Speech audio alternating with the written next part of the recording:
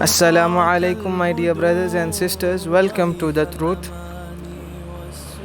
ये हमारी दूसरी वीडियो है और मैंने गौर किया कि सिर्फ इंग्लिश लैंग्वेज में बोलने से ही जो मैसेज है वो पूरी तरीके से लोगों तक कन्वे नहीं हो पा रहा है। फॉर दिस पर्पज़ हमने ये डिसाइड किया कि हम अपनी मैसेज जो है बाइलिंगुअली स्प्रेड करेंगे ताकि मासेस को भी समझ में आ सके और इंटेलेक्चुअल्स को भी समझ में आ सके। सो हम स्टार्ट करते हैं। The basic and integral part or the component of Islam in general can be categorized in terms of faith, prayer, charity, journey and fast। जो 5 बेसिक पिलर्स हैं इस्लाम की जिन पे इस्लाम इस्टेब्लिश्ड है वो जर्नी जो कि एक सफ़र होता है, यात्रा होती है, फास्ट जो कि व्रत को कहते हैं जिससे हमको पेशेंस का सबक सीखने को मिलता है।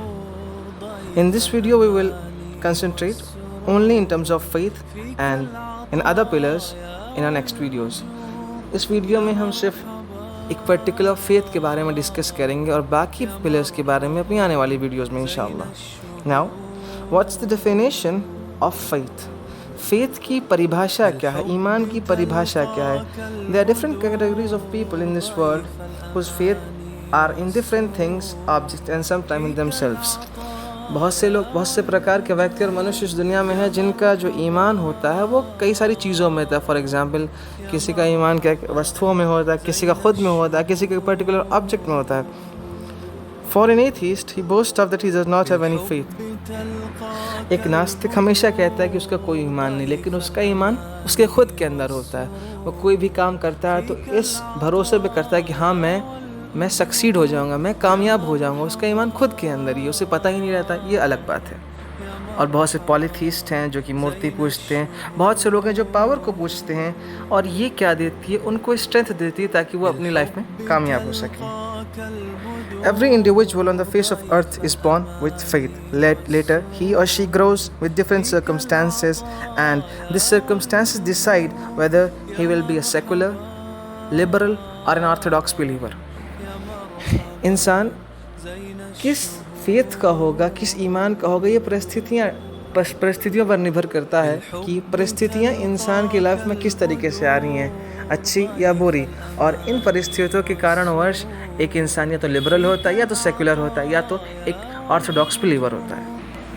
And the inability to find faith leads to depression and many other unpleasant act that are disgrace on the human kind. और कुछ लोग ऐसे भी होते हैं जो इस रास्ते को पहचान ही नहीं पाते हैं और अपना मार्ग भटक जाते हैं और कुछ ऐसे कार्य करते हैं जो कि मनुष्यता के लिए धब्बा रहता है। Thus, faith is a hope or belief which inspires an individual to be happy in life। और ईमान एक ऐसी विश्वास, एक ऐसी उम्मीद होती है जो इंसान को कामयाब होने के लिए प्रेरित करती है। In Islam, Iman or faith signifies total dependence and surrender of our will to the Creator who is unimaginable, impenetrable, unthinkable and incomprehensible। इस्लाम में ईमान का महत्व अपने एक ईश्वर की निर्भरता पर होता है जो कि हमारी सोच से भी परे है। And this peace which is acquired by the submission to the one। और उस निर्भरता से जो हमें मन की शांति मिलती है उसको हम ईमान कहते हैं। और इसी निर्भरता को ईमान से परिभाषित किया जाता है। But this dependence shall not prevent an individual from working hard with honesty, otherwise that dependence will be termed as null and void and only for the namesake। लेकिन ये निर्भरता मनुष्य को, इंसान को मेहनत करने से नहीं रोकती है, क्योंकि अगर इंसान मेहनत नहीं करेगा तो ये निर्भरता का कोई काम नहीं है उसके लिए। फिर इंसान को अगर ज़िंदगी में सफल होना है तो ईश्वर की निर्भरता के साथ साथ उसे अपना कार्य दृढ़ संकल्प के साथ, अत्यंत कठोर परिश्रम के साथ करना पड़ेगा, तब जाके उसकी ईश्वर की निर्भरता उसको कोई काम दे सकती है। Islam lays stress on working with honesty and full passion on subject, and this dependence is in the relation with the outcome of your hard work। You do not have to care for the result and it is dependent on the Creator। इस्लाम इस बात पे जोर देता है कि इंसान सच्चाई और ईमानदारी से और पूरी निष्ठा के साथ अपने कार्य को करे, और उसकी जो निर्भरता है उस कार्य के उस कार्य के परिणाम से होती है। उसे परिणाम के बारे में नहीं सोचना है, उसका आउटकम क्या होगा, उसे बस ये सोचना है कि मुझे मेहनत से काम करना है और जो भी मेरी डेस्टिनी, मेरी किस्मत में लिखा है वो मुझे मिल के ही रहेगा।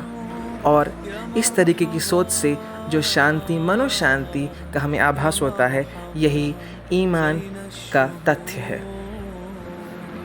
From a logical point of view, this dependence on destiny prohibits an individual from arrogance, pride in their hard work.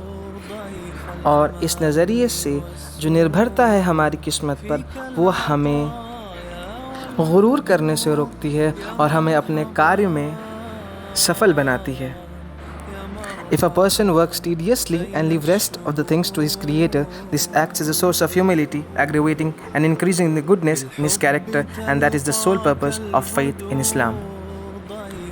और ये चीज़ मनुष्य के अंदर निर्मलता और कोमलता पैदा करती है, जिसके कारण उसके चरित्र की अच्छाई सामने आती है, और चरित्र की अच्छाई को उभारना ही ईमान का इस्लाम में काम है।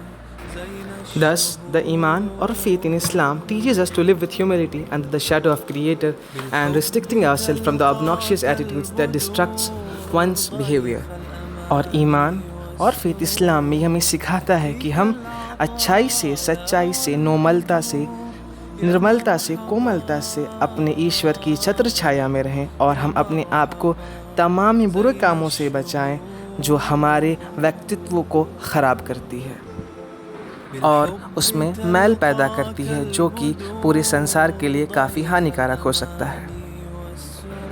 Thus, the first pillar of Islam encourages an individual to live respectfully with the denizens or the inhabitants of the spheres and surrounding.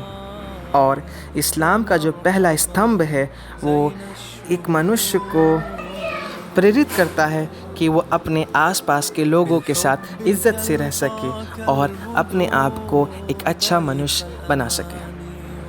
This attitude stresses on the fact that one should not lose hope when success does not knock its door, but it focuses that one should constantly try and struggle for success without losing modesty, tranquility and humility.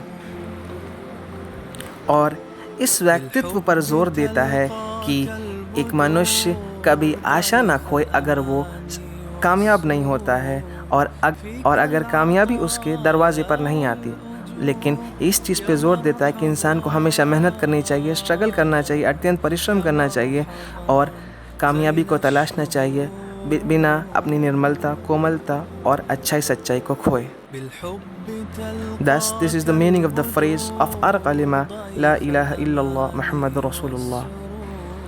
और यही अर्थ है हमारे कलमे का जो है ला इलाहा इल्लल्लाह मुहम्मदुर रसूलुल्लाह, that there is no worthy of dependence besides the one, कि कोई भी लायक नहीं है निर्भरता के सिवाय एक ईश्वर के, जो कि हमेशा जीने वाला है, उसे कभी मृत्यु नहीं आएगी। I hope I have conveyed this message as far as possible and I hope that you all have liked this video. Therefore, please share and comment below. और अगर आपको हमारी वीडियो पसंद आई तो प्लीज़ शेयर करिए, कमेंट कीजिए। अस्सलामु अलैकुम।